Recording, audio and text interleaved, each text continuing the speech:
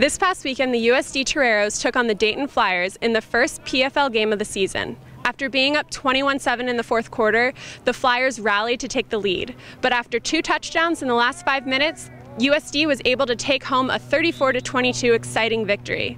This week, they'll be traveling to Butler to take on the Bulldogs in the second conference game of the season. All right, we have Jaylon Smith here. What are you doing to prepare for Butler?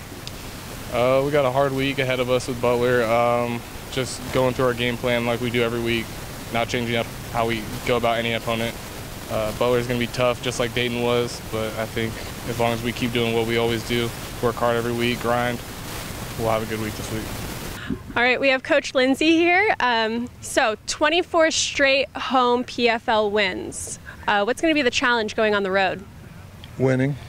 It's tougher, I think, to win on the road. You're out of your own environment, you're not sleeping in your own beds, you're not eating on your own schedule. The traveling is a lot tougher than playing at home. What's going to be the biggest challenge going to Butler on the road? Honestly, I think it's the O-line. I think they got themselves a decent O-line to go up against. But if we can get some knockback and we can get some penetration, I think we'll do just fine. And you've had 2.5 sacks in the first 3 games of the season. What do you attribute your success to? My secondary holding it down, giving me time to get there, and my other D linemen just creating lanes for me to get through, definitely helping me out a whole lot. Yeah, last year was a really close game against Butler. How are you preparing differently this year? Well, we're going to try not to get into the last 15 seconds and let them score. So we would like not to get to that juncture again where we're scrambling in the last 2 minutes to hold on to what I think was a 6-point lead at the time. So, and they're a good football team, believe me. We'll have our hands full. We'll have all we can do to play with these guys. What will it mean to you to win after such a close game last year?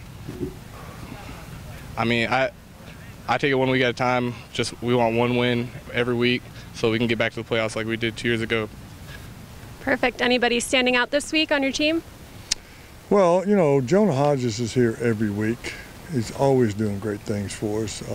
Jamal Agnew is always doing good things. I hate to just point up 2 guys because there's more than that. There are at least 22 to 40 guys that play for us every game, either in secondary roles or on special teams, and I think they all do a good job. We would not like to slight the kids who don't play, who are basically on the scout team. It's a really grubby job. You practice hard every day. You have to do the other team's offense and defense. You get to dress for the game, but you don't get to play. That's not a lot of fun. Playing's what's fun. So I think all 95 of them do a good job every week. Great. Thank you, Coach.